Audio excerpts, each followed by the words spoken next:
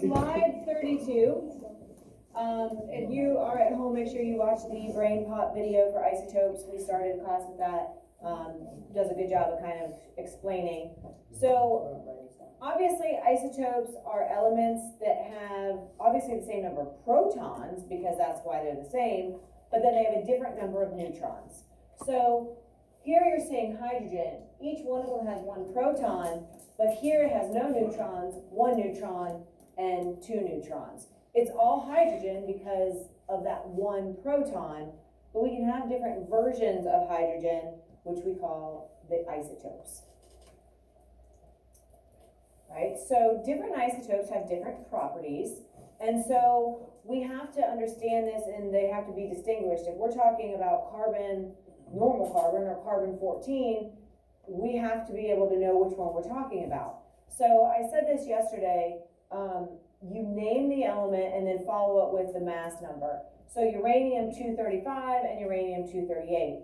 One of those matches the mass number that is on the periodic table. That's the original and the normal.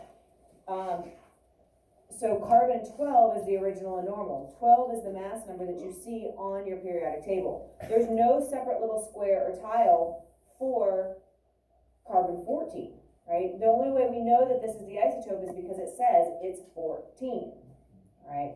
The other thing that I didn't say probably to your class yesterday, and I should have, on the periodic table, you capitalize the first letter of the atomic symbol, so like C for chlorine, and then a lowercase l. So you'd have capital C, lowercase l. Or for helium, capital H, lowercase e. Right? So you always capitalize the first letter and then leave the rest of the letters lowercase. That's just convention. I don't know who started that or why, but that's the way we do it. So scientists do it that way, we do it that way. Okay? And I just didn't say that, I don't think, for your class yesterday, so I wanted to make sure I was clear. And so again, the average atomic mass is including the 12s and all the 14s, and that's why a lot of times you will end up with a mass number on the periodic table that is a decimal. And so we don't need to worry about the decimal, we're just going to round up, but that's the reason why some of those are decimal numbers, okay? Because they average all the atomic masses, including the isotopes. All right, so again, this just kind of shows, this is all hydrogen. Here's the two isotopes of hydrogen. So you have one proton and one neutron, one proton, two neutrons, and so we have protium, deuterium, and tritium. All hydrogen, just the different versions of hydrogen. Again, there's not three hydrogens on the periodic table. You're going to have the one, you're going to have that original, and then you have the isotope version.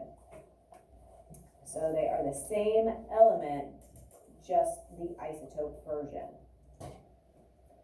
Okay, so we're going to start looking at the arrangement of the periodic table. It's kind of funky, right? It has two here, and then you have this row, and then you have like it's this big opening here.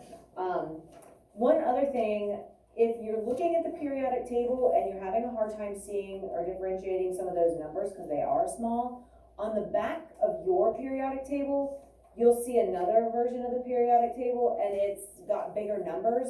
Like the symbols and the words are smaller, but the actual numbers are easier to see. So if this one is giving you trouble, you can always just double check and look at the one on the back of yours, and that might be friendlier.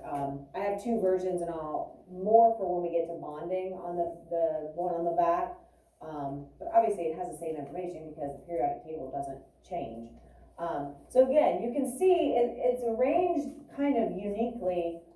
It's like, why isn't it just like a solid square, or why is it this way? And that's what we're going to get into here in the next couple days. So the periodic table is an organized, systematic, predictable way to display all of the elements in our world.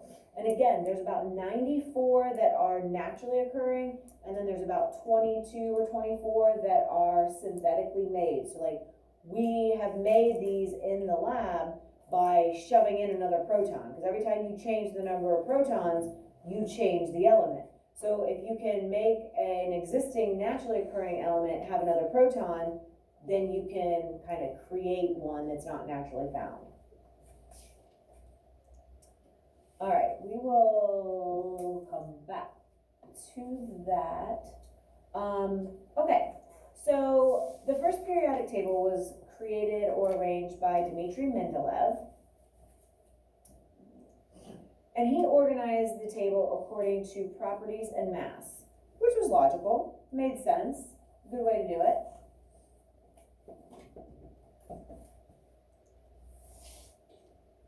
And we kind of tweaked that, and now the modern table is arranged by increasing atomic number.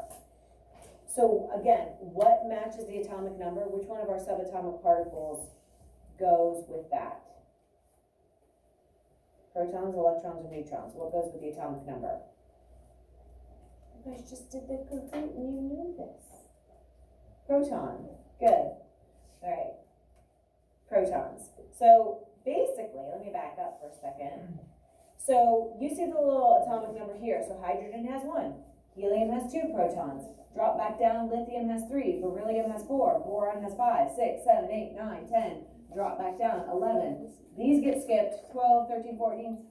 So they're going by atomic number. So as you add a proton, moving from left to right, just like you would read, you know, a paragraph or a page in a book, right? You read left to right, drop down the next line, left to right, drop down, left to right. So it kind of set up how we naturally kind of read things anyways. Okay,